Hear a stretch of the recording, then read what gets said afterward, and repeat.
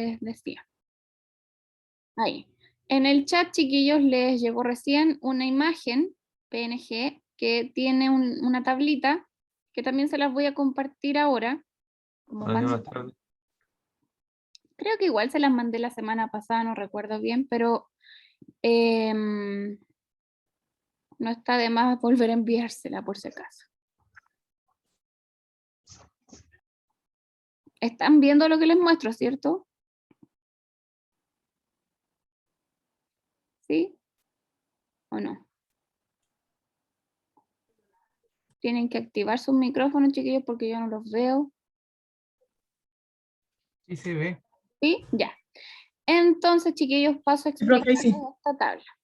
Ya, esta tabla también se las mandé al chat para que ustedes sepan.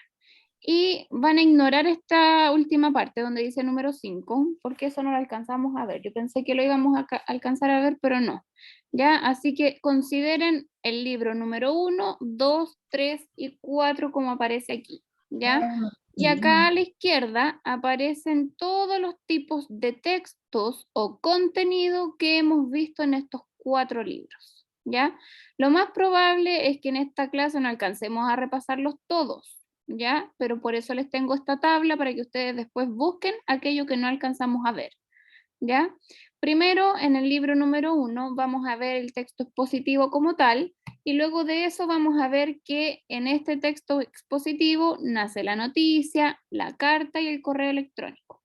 Estos dos últimos no creo que los veamos porque no los usamos y tampoco lo van a ver ustedes en la prueba que van a rendir. Pero sí o sí hay que ver la noticia, por ejemplo, que aparece en la página 14 y 16. ¿Ya? Luego en el libro número 2 van a ver que aparece acá el texto literario como tal, las figuras literarias, el texto de ficción, los mundos literarios, un mapa conceptual de síntesis de estos mundos literarios. ¿Ya? Recuerden que acá al medio aparecen las páginas donde ustedes pueden encontrar todo esto. Luego en el libro número 3 aparece el texto informativo, el informe, los textos de divulgación científica. Luego en la página número 4 tenemos el texto descriptivo, el mapa conceptual de síntesis del texto descriptivo, una entrevista periodística y el género dramático, que fue lo último que alcanzamos a ver la semana pasada. Y acá obviamente sus respectivas páginas, chiquillos.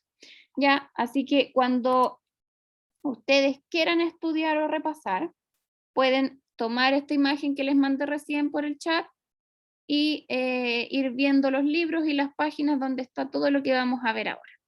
¿Ya?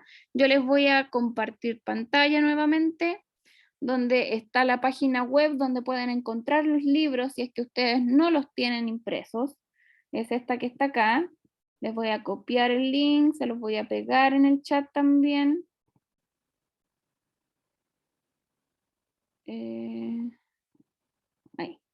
Ahí se los dejo para que vean que están todos los libros de todas las asignaturas. Ustedes son de primer nivel y acá aparecen los 4 libros de lenguaje. Son 6 en total, ¿ya?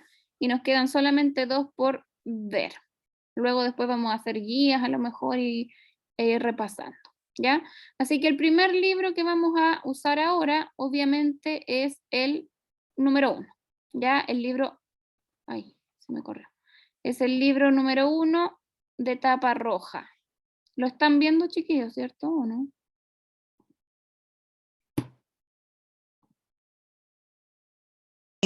Sí. Ahí sí. Ahí sí. Ahora sí me aparece la opción.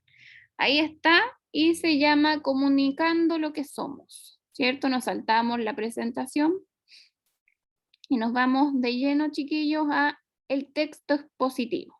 ¿Ya? Y el texto expositivo, ¿qué querrá decir? ¿Alguno de ustedes se acuerda? ¿Qué es el texto expositivo? ¿Qué propósito tiene el texto expositivo, chiquillos? Transmitir información. Bien, ¿cierto? La misma palabra nos puede entregar información. Expositivo tiene que ver con exponer. ¿Y qué se expone en este caso? Información, ¿ya? Y bueno, la estructura básica de este tipo de texto es esta que aparece acá. Introducción, desarrollo y conclusión, ¿ya?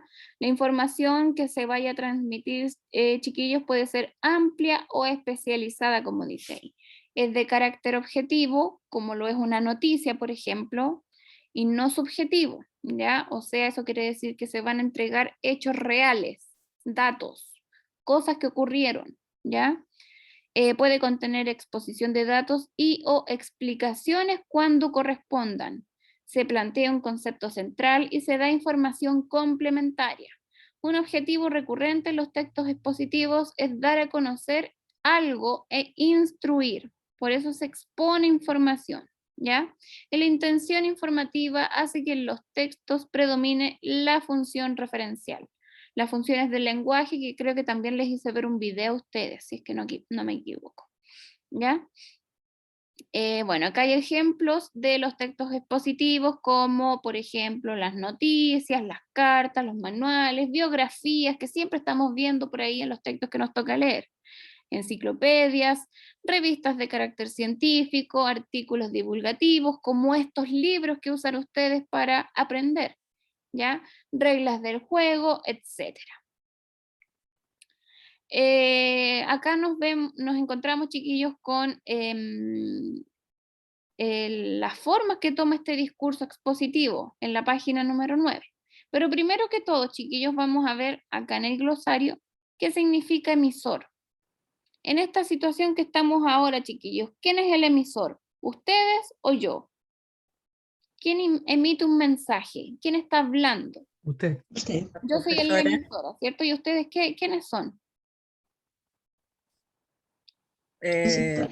Receptores, muy bien. Receptor. O sea, ustedes son mis receptores, quienes están escuchándome el mensaje que yo les quiero transmitir, que en este caso vendría siendo la clase o el repaso de los 4 primeros libros de lenguaje.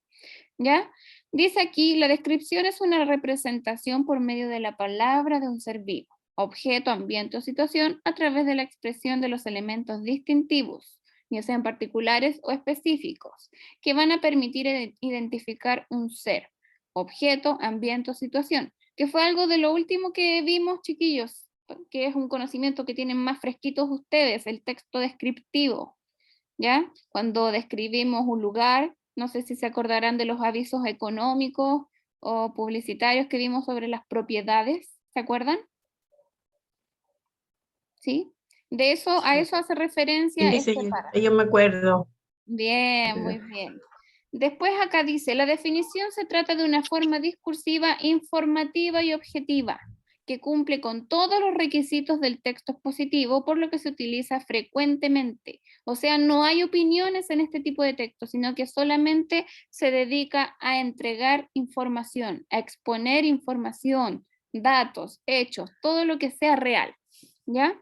La comparación es un recurso literario que permite mejorar la interpretación y comprensión del texto, permitiendo establecer analogías con otros elementos, hacer como comparaciones, reflexiones entre una cosa y otra, ¿ya?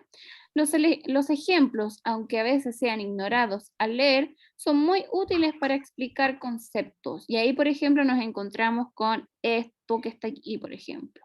Un glosario, o más abajo, no sé, podríamos encontrarnos con vocabulario, como dice por ahí, y todo eso que nos ayuda a poder comprender mejor un texto, ¿ya? Acá, chiquillos, nuevamente hay un texto expositivo que vendría siendo una noticia, ¿cierto? Por temas de tiempo, chiquillos, nosotros no vamos a volver a hacer las actividades, ¿ya? Sino que nos vamos a enfocar solamente en contenidos, como lo que vimos recién. Si yo, por ejemplo, les digo que la noticia tiene esta estructura, ¿se acuerdan ustedes a qué corresponde esta pirámide invertida? ¿Qué nos quiere decir esta pirámide? ¿Se acuerdan o no? Una noticia. Sí, es la estructura de una noticia, ¿cierto?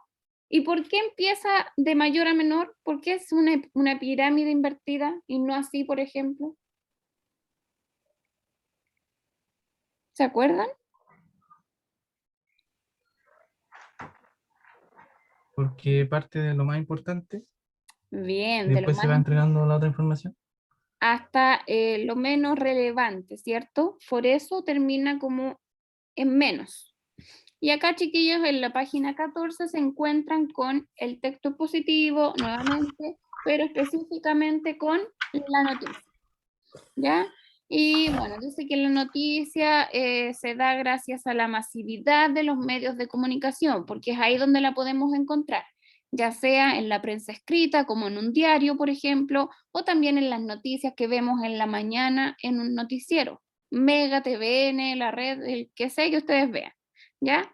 Puede ser entonces una noticia oral, como la podemos ver ahí o escuchar, o una noticia escrita, como lo vendría siendo en un diario, ¿ya? ¿Cómo se hace la noticia? A partir de preguntas. ¿Cuántas preguntas son para poder hacer una noticia? ¿Se acuerdan ustedes o no? 8. 8, ¿segura? Son un poquito menos. Es el qué, cómo, cuándo, dónde y por qué. Son 5, pero creo que se agregó una más. Acá lo vamos a comprobar. Aquí está, el dónde, esa me faltó. Acá. Ven, 5 preguntas básicas. Ah, no, son 5. Estaba bien. ¿Qué, quién, cuándo, dónde y por qué? ¿Ya? ¿Y por qué tiene esa estructura de la pirámide invertida, chiquillos? Porque empieza con el título, que es lo que más nos llama la atención a nosotros y que está escrito incluso de forma más grande, de manera más grande, acá como lo vemos en este ejemplo, donde dice Chile de Bielsa. ¿Qué es esto? El título. Pero el título, para que ustedes recuerden, se divide en 3. Primero, antes del titular, de las letras grandes, tenemos el epígrafe, ¿cierto? Este que está acá. Y no siempre aparece, pero generalmente se usa, chiquillos, para invitarnos a leer la noticia, como dice ahí. Y entrega más o menos el contexto, por qué esa noticia, o qué es lo que ocurre dentro de esa noticia. Luego nos encontramos con el titular, que vendría siendo lo que da nombre a la noticia. Y aparece con las letras más grandes, como ven ahí. ¿Ya? Luego la bajada, que son estas letritas más chiquititas que aparecen debajo del titular, ¿ya? O sea, estas 3 partes son las que conforman el título. Epígrafe, titular y bajada. Y en la bajada, chiquillos, se amplía un poco más la información, como dice ahí. Entrega una visión más global de lo sucedido, pero también de forma sintetizada, ya sintética, como dice ahí, como resumida, ¿ya? Luego de eso nos encontramos con el lead o cabeza, que siempre, chiquillos, para que ustedes lo subrayen, es el primer párrafo. Acá no se ve muy bien, a lo mejor ustedes en sus libros lo ven más grande, yo no lo tengo, pero este primer párrafo es el lead o cabeza, ¿ya? ¿Y qué es lo que hace ese primer párrafo? Resumir lo principal de la información que se entrega en toda la noticia. Es un resumen, ¿ya? Y ahí generalmente, chiquillos, se responden estas 5 preguntas básicas. ¿Qué sucedió? ¿Quién fue o a quién fue el que le sucedió tal cosa? ¿Cuándo? ¿Dónde? ¿Y por qué? Luego, ya después de eso, se encuentran con el cuerpo de la noticia, ¿cierto? Que vendría siendo todo el resto.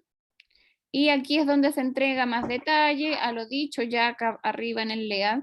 Y bueno, la lógica de redacción del cuerpo o la forma de escribir el cuerpo es partir de lo más central y terminar en lo más prescindible o en lo menos relevante, como decíamos por ahí con el compañero. No todas las noticias, chiquillos, traen fotos o infografías, ¿ya? Pero la mayoría sí, y aquí hay un ejemplo de eso. Sabemos que esta noticia, aunque no la podamos leer, ¿de qué se trata? Deporte. Deporte, fútbol, ¿cierto? Y acá hay una infografía que, aparte de ser una imagen, tiene información, ¿cierto? Datos. Pero no todas la traen, no todas las noticias traen imágenes como esta o infografías, ¿ya? Y acá viene el esquema, ¿cierto? Cuando yo les hago así, acá está, para que ustedes sepan. Epígrafe, titular, bajada. ¿Qué nos falta acá? ¿Por qué hay un espacio? ¿Qué viene antes del cuerpo, chiquillos? Para que ustedes lo completen. O si es que ya lo tienen, no recuerdo si A veces. el lea o cabeza. Anótenlo, porque eso es lo que falta.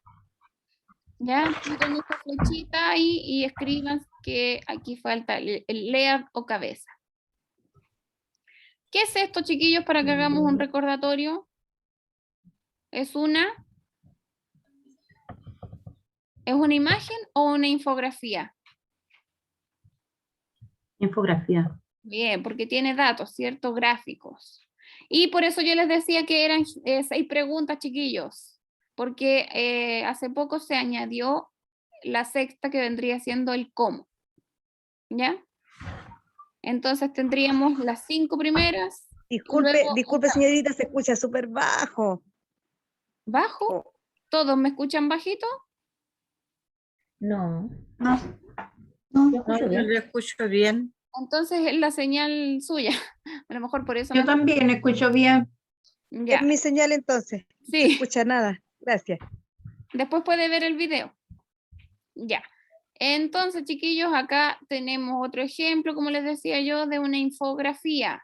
Y la de aquí, porque también hay una noticia acá, ¿cierto? Yo no la veo muy bien aquí, pero ustedes la ven mejor en sus libros. ¿Tiene una imagen o una infografía esta de acá? La que aparece al medio. Una imagen. Una imagen, ¿cierto? ¿Tiene epígrafe?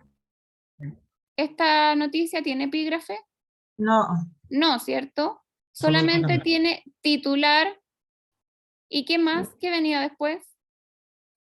Bajada. Bajada y todo el resto, ¿cierto? Obviamente, el leado cabeza, que vendría siendo el primer párrafo, y el cuerpo, acompañado de una imagen. Acá, chiquillos, nuevamente se encontraban ustedes con actividades donde, por ejemplo, acá hace falta sí o sí un titular. A lo mejor acá hace falta el titular y la bajada, o el epígrafe y el titular. Pero ¿cuál es el que puede no estar, chiquillos? ¿El epígrafe o la bajada? El epígrafe. El epígrafe, ¿cierto? Ese es el que a veces no está en las noticias. No es obligación que esté, pero el titular, la bajada y el lea sí o sí tienen que estar. ¿Ya? Acá epígrafe, titular y bajada. Acá puede ser titular y bajada. O epígrafe y titular, porque acá está la bajada. Ahora sí, lo veo, no sé si yo lo veo más con letras negritas o en el libro aparece bien ennegrecido. Esas letras. En el libro aparece más ennegrecido. Ya, entonces, chiquillos, acá hace falta el epígrafe y el titular porque esa es la bajada. ¿Ya? Y así es como van ustedes viendo la noticia y sus partes. ¿Ya?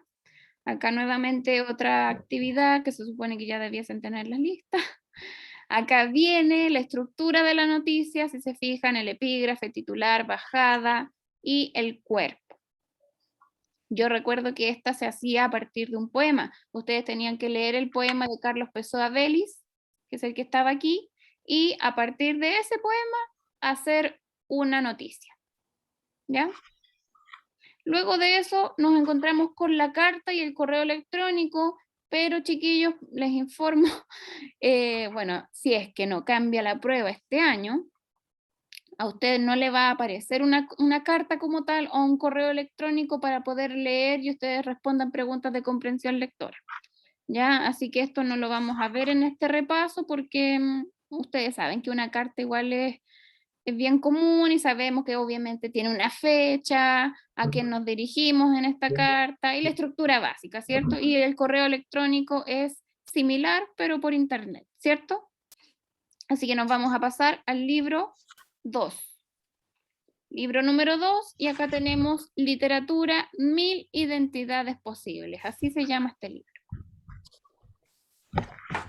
Nos vamos a la primera parte donde aparece la página 7, el texto literario como tal. Dejamos atrás a lo mejor la noticia o el texto expositivo y nos vamos a el texto literario, que como dice ahí, a diferencia del texto expositivo que vimos en el primer libro, que es de carácter objetivo, el expositivo, y presenta información o explicaciones acerca de hechos de la realidad, el texto literario, a diferencia del otro, tiene un carácter subjetivo. ¿Sí? ¿Ya? ¿Por qué es subjetivo? Porque se trata de una creación artística a través de la cual se pueden expresar sentimientos, emociones, visión de mundo, ideas. Los voy a silenciar, chiquillos. Ahí sí. ¿Ya? Por eso es un texto literario y es más subjetivo que el que vimos en el primer libro. ¿Ya? Es también producto del contexto histórico, social y cultural de quien esté escribiendo, ¿ya? Sabemos que hasta el día de hoy, por ejemplo, se leen libros como El Quijote de la Mancha, que fue escrito hace mucho tiempo, o la Odisea, la Ilíada, que también fue antes de Cristo, ¿ya? Y todos estos tipos de textos, chiquillos, textos literarios, tienen un propósito estético, ¿ya? Y eso tiene que ver con captar la atención del lector, o sea, como que me llame la atención leer ese libro, que sea entretenido a lo mejor, que tenga un lenguaje que yo entienda y así. Dice que en consecuencia el mundo que se presenta en el texto literario es creado por su autor, por eso va a ser también ficticio, porque es algo que nace bajo la imaginación de quien está escribiendo, ¿ya? Obviamente igual va a estar basado en la realidad, como dice ahí, pero va a ser ficticio porque es algo que alguien hizo, ¿ya? Bajo la imaginación que pudo haber tenido esta persona. No sé si ustedes se acuerdan de Hernán Rivera Letelier, que lo vimos en la entrevista, creo que en la... o fue en segundo ciclo, ya no me acuerdo. ¿Lo conocen o no, chiquillos? ¿Se acuerdan de él o no?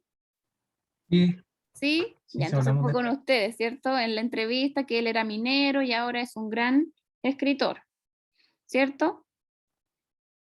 Bueno, él, como dice ahí, es un ejemplo porque él conoció la vida de cerca de las mineras en el norte, porque él era minero cuando joven, pero después se vuelve escritor, ¿cierto?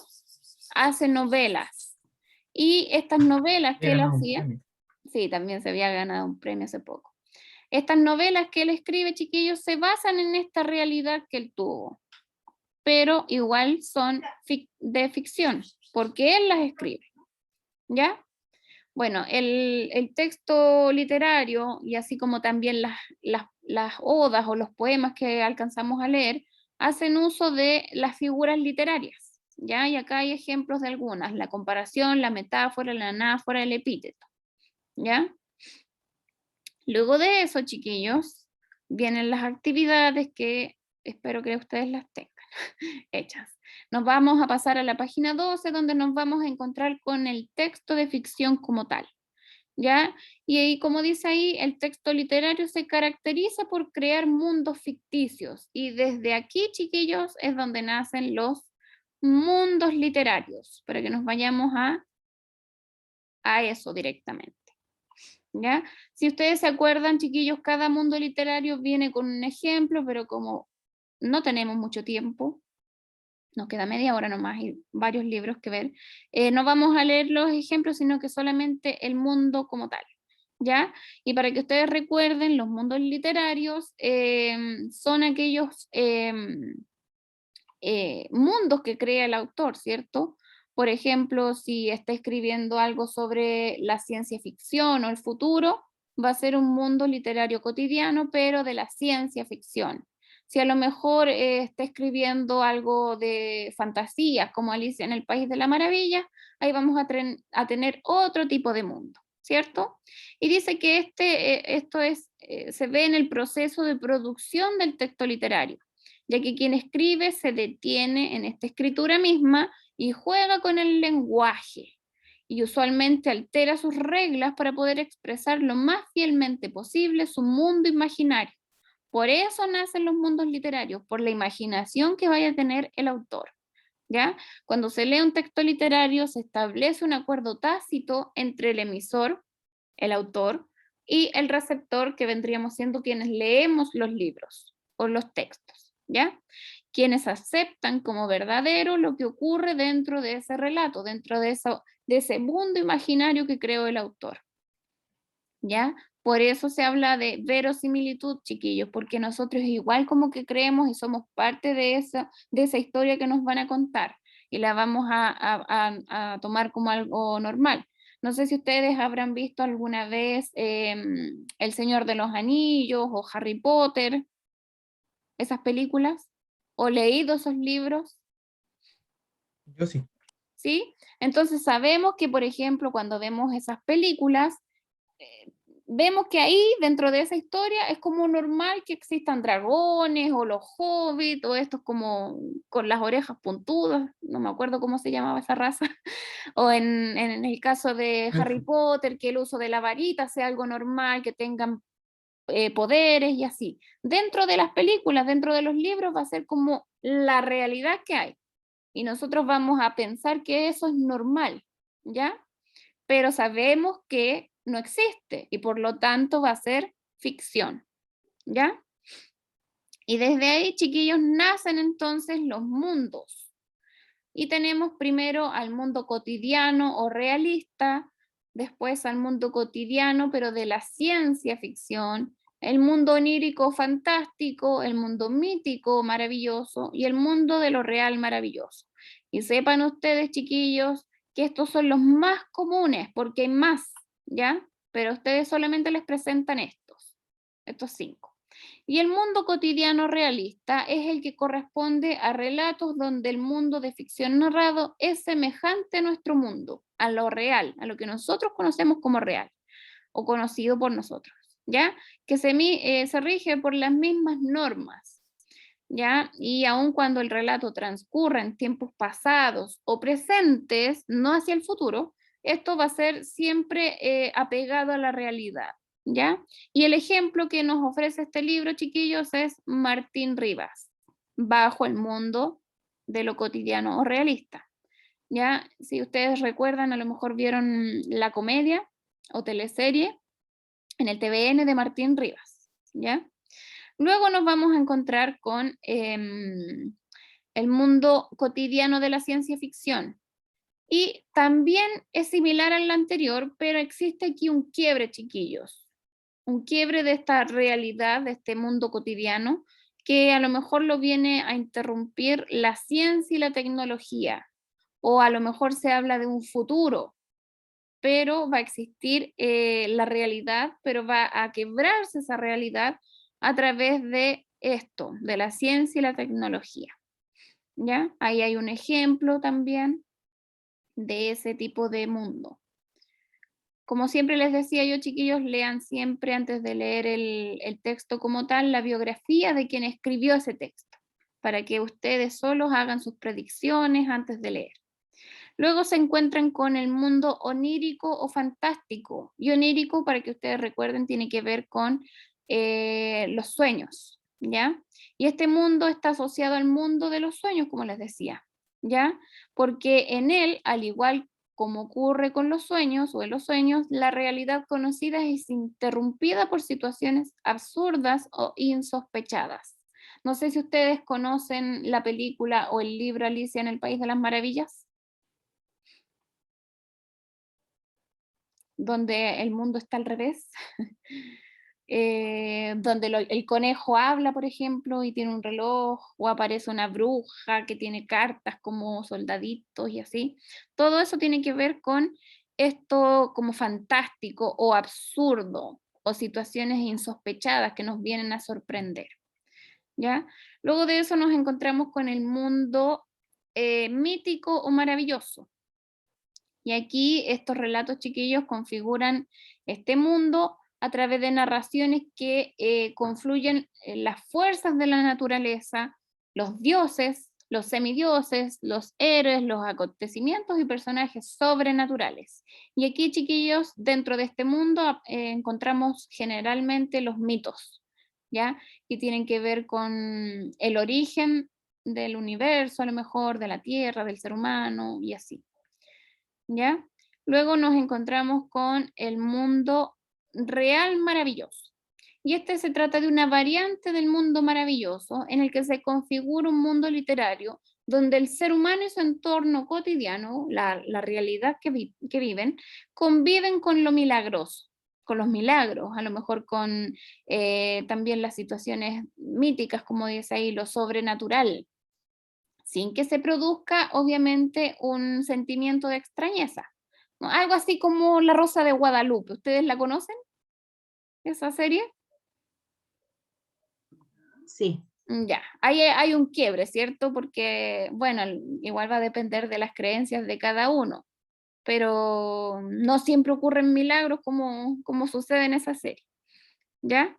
Y bueno, dentro de ese contexto de esa serie, para que ustedes lo tengan ahí como más un ejemplo cercano, ese milagro que sucede no les va a parecer a ustedes extraño, no les va a surgir ese sentimiento de extrañeza porque lo van a ver como algo cotidiano, algo real, ¿ya? Y esto tiene que ver entonces con el mundo de lo real maravilloso. Nuevamente ahí se encontraban con el ejemplo de García Márquez, 100 años de soledad, y bueno, la respectiva actividad. Acá ustedes después se encontraban con diferentes textos donde tenían que identificar el tipo de mundo y poder ver qué elementos del fragmento los hicieron a ustedes saber que correspondía a ese tipo de mundo. ¿Van entendiendo, chiquillos? ¿Van haciendo este recordatorio?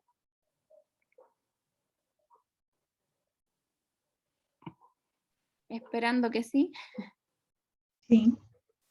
Bueno, acá en la página 34 hay un esquema de síntesis, un mapa conceptual de síntesis, mejor dicho, que reúne todos los mundos literarios, ¿ya? Para que ustedes después lo repasen.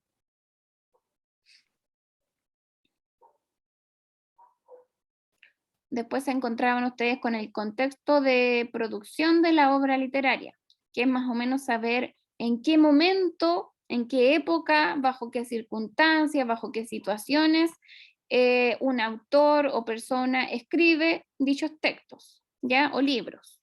Pero eso no lo vamos a estudiar ahora porque no aparece en la prueba que ustedes tienen que rendir, ¿ya? Para que ustedes sepan, la prueba que tienen que hacer para poder pasar de curso tiene que ver netamente con comprensión lectora. Ya ni siquiera tienen que escribir un texto, sino que solamente leer y entender eso que leyeron y responder preguntas así como las que aparecen aquí. ¿Ya? Por eso yo siempre les digo, chiquillos, que tienen que estudiar sus libros, hacer sus actividades y en lo posible mandármelas si es que así lo quieren. Terminamos entonces con ese segundo libro para pasar al número 3. ¿Ya? Y el número 3 se llama La sociedad que queremos. Nos saltamos la presentación y nos vamos a, sigo bajando, el texto informativo, ¿ya? O sea, como que estaríamos retrocediendo al libro número 1, ¿cierto? El que nos expone información. ¿Cómo se llamaba ese tipo de texto?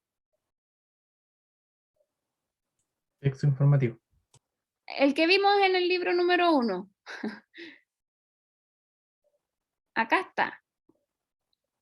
El texto expositivo. ¿Ya? Chiquillos, no se me pierdan, por favor. Ay.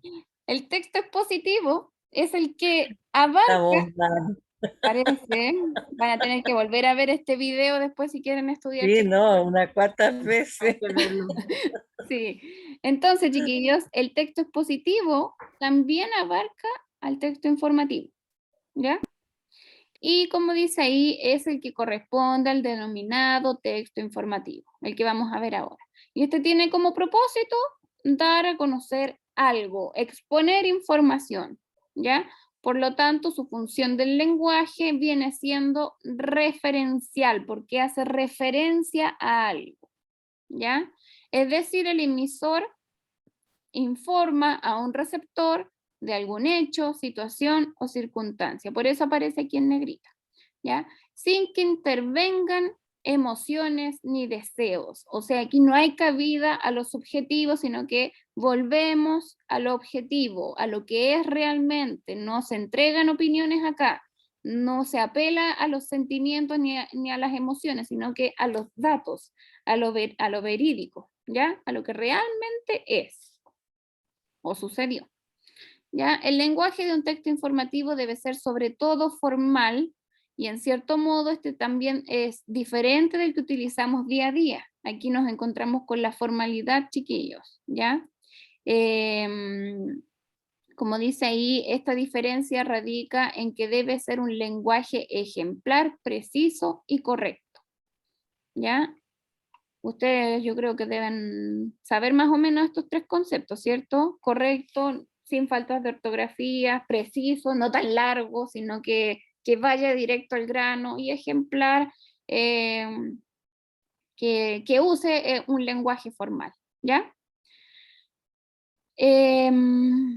Acá hay ejemplos de textos informativos, que uno ya lo vimos, por ejemplo, la noticia. Ahora estaríamos viendo lo que es el informe, y los de divulgación científica, que para que ustedes recuerden, son estas guías que usamos, estos libros para aprender lenguaje, o los que usan en ciencias, en historia, son de divulgación científica.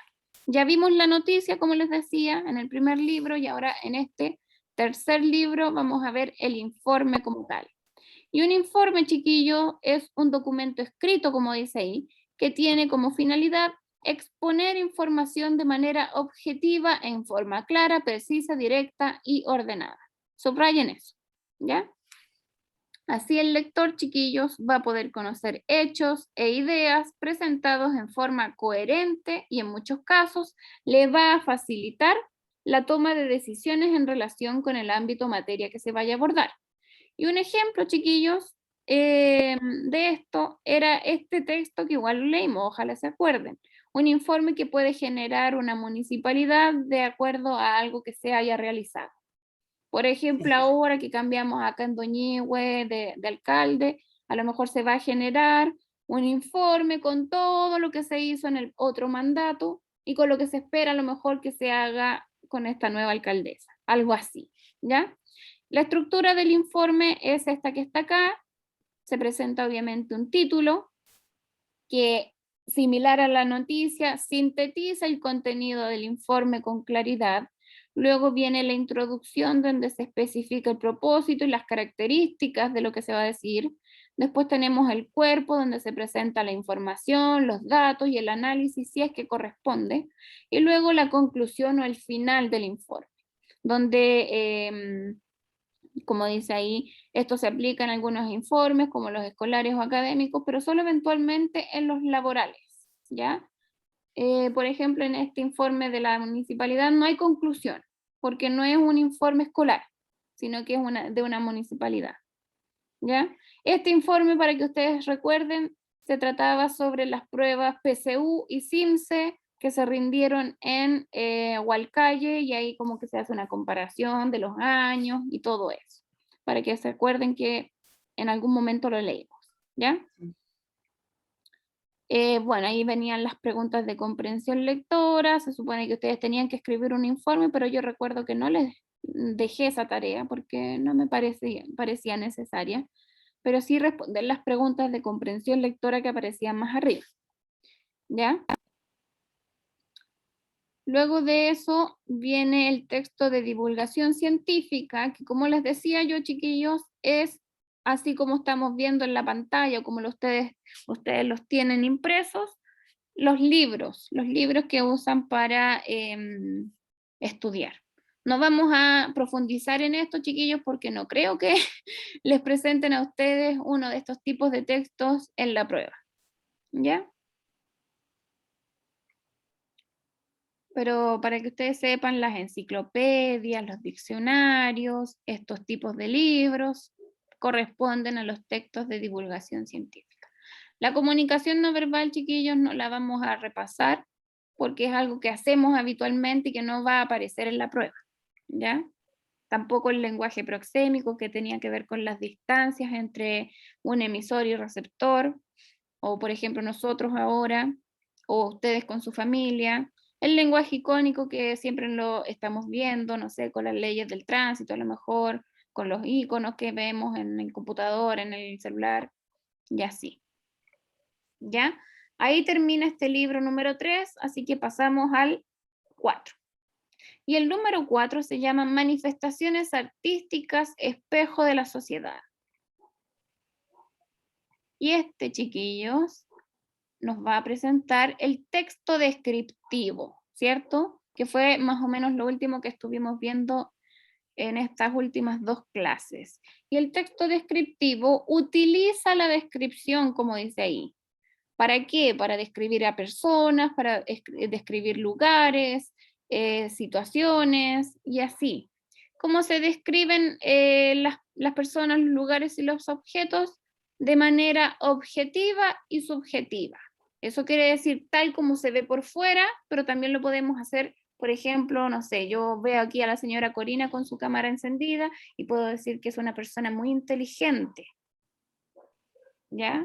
Y eso no se ve por fuera, sino que yo lo pienso porque ella se conecta a todas las clases, hace sus tareas y pienso que ella es una persona inteligente. También la puedo describir por fuera, ¿cierto? Y eso vendría siendo objetivo. Y ahí tendría que entregar características de la señora Corina. Por ejemplo, decir que ahora está como con una leve sonrisa, concentrada, que es algo que yo veo que ella está haciendo, ¿cierto? A través de esta cámara. Entonces, así, chiquillos, se describen a las personas, a los lugares y a los objetos, ¿ya? Acá en la página 7 aparecen de qué manera se hace, ¿ya? Acá nos encontrábamos con, por ejemplo, una obra de arte, una pintura que hizo Vincent Van Gogh de una habitación, parece que era para esperar a un amigo, si es que mal no recuerdo, y ahí se describe como de lo más que se ve al detalle, ¿ya? Acá aparece un mapa conceptual sobre el texto descriptivo que nos resume, por ejemplo, que describir implica situar los objetos en el espacio con precisión. Por ejemplo, decir a la derecha, junto a algo, al fondo de tal cosa, detrás de algo, en el centro o alrededor.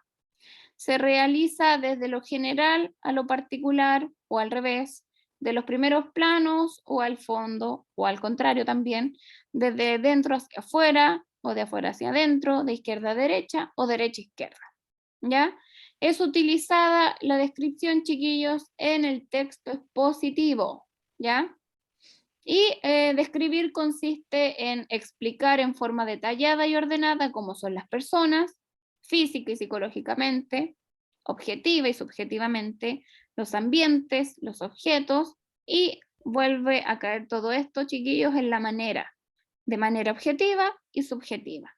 De manera objetiva tiene que ver con lo que vemos por fuera, con lo lógico y racional, y subjetiva es como yo veo a las personas a lo mejor por dentro, ¿ya?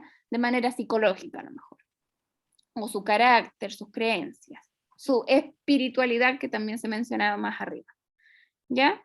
Entonces en eso consiste la descripción. Y acá, si ustedes recuerdan, aparecen estos avisos publicitarios donde se vendían propiedades, ¿ya? Aparecen acá también las preguntas de comprensión lectora. Luego nos encontrábamos con una oda al pan. ¿Qué era una oda, chiquillo?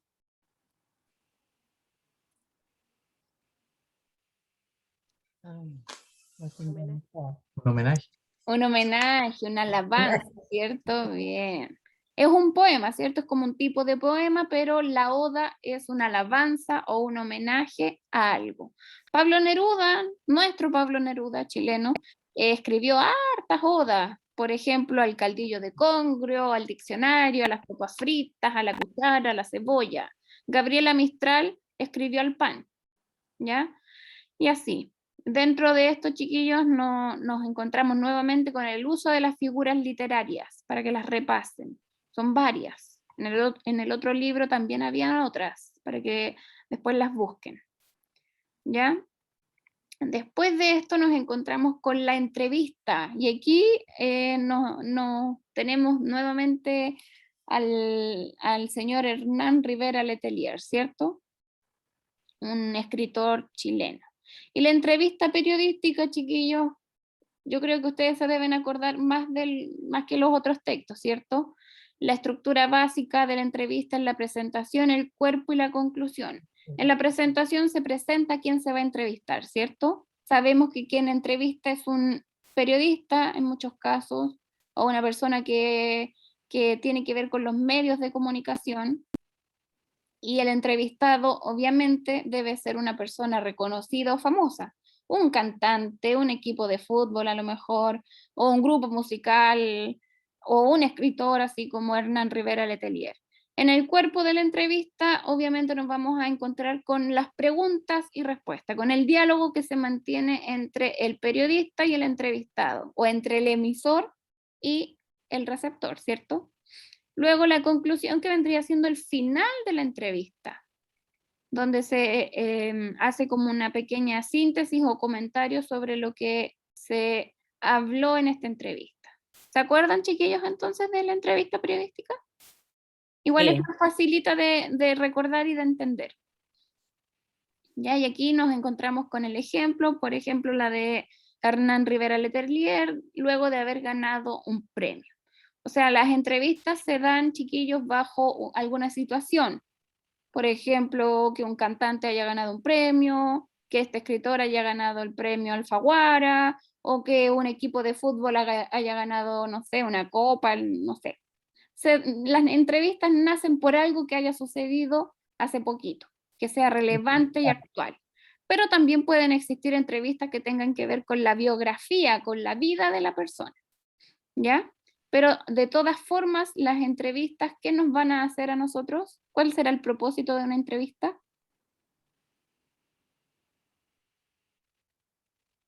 ¿Cómo? ¿Cuál es el propósito de una entrevista? Si sabemos que también informar, bien, porque corresponde al texto expositivo, ¿cierto? Y así. Luego de eso, chiquillos, nos encontramos con el género dramático, uno de los últimos tipos de textos que vimos, que tienen que ver con los guiones, con los textos dramáticos, las obras de teatro, ¿cierto? Sabemos que el género dramático nace en Grecia y que lo más importante que tiene es su estructura, ¿cierto? La estructura que tiene que ver con los actos, porque las obras de teatro o los textos dramáticos en este caso, porque no estamos viendo las obras, sino que el texto como tal, se divide en tres, ¿cierto? En tres actos, y los actos se organizan en escenas. Sabemos que dentro del género dramático hay tres subgéneros, ¿cierto? La tragedia, que es aquella que tiene un final triste o una muerte de algún personaje. Luego tenemos la comedia, que tiene algo de humor o aspectos optimistas de la vida y tiene un final feliz. Y luego nos encontramos con el drama, que mezcla la tragedia y la comedia, ¿ya? Y como les decía yo, chiquillos, esta parte es bien importante porque viene siendo parte de la estructura de un texto dramático.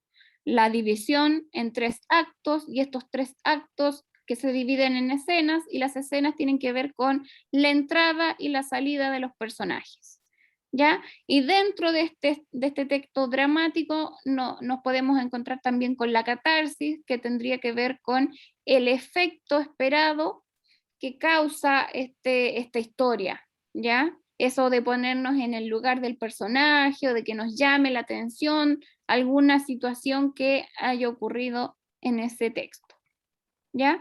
Y un ejemplo de eso fue la obra Chañarcillo que leímos. ¿Se acuerdan más o menos de qué se trataba o no? Sí, de la cantina, no, ¿qué es lo que era? De una fonda, de una taberna, Una ¿cierto? fonda, claro, una taberna. Sí. Después vamos a leer otra, para hacerles un adelanto, chiquillos. En el libro número 5 vamos a leer otra obra dramática, ¿ya? Y eso es lo que vimos en este tiempo, durante todo este tiempo, en los 4 libros. Acá aparece un esquema, pero no estamos viendo las técnicas de expresión oral, ¿ya? Sino que quédense con lo que les mandé yo en la tablita, con las respectivas páginas donde yo les indico dónde aparece cada tipo de texto que vimos recién. Espero que hayan entendido, que hayan hecho algún recordatorio de los primeros libros, sobre todo, la estructura de la noticia, que es bien importante porque sí o sí aparecen noticias en la prueba que ustedes tienen que rendir. ¿Ya? Y trabajen, chiquillos, refuercen lo que es la comprensión lectora. Si a ustedes les quedan actividades pendientes de los libros, háganlas, ¿ya? Fíjense bien en el tipo de preguntas, porque así va a ser la prueba. Un texto, más o menos de una plana, con unas 6 preguntas u 8 preguntas de comprensión lectora. ¿Ya? Eso sería por hoy, chiquillos. No sé si ya les habrán dado alguna información de tener vacaciones o no, pero no sé si nos vamos a ver la próxima semana. Así que Mañana nos Eso, informan. mañana les van a informar. Sí, sí, ¿Sí? quiero informarnos mañana. Bueno, de todas formas, si es que hay vacaciones, repasen estos 4 libros porque después nos queda el número 5 y 6 y ahí terminamos. ¿Ya? Así que eso. Nos estaríamos viendo cuando sea que nos vuelva a tocar. ¿Ya? Muchas gracias. Ya, profe, chao. Gracias. Muy bien. Gracias. Nos vemos después. Chao, que estés bien. Tía.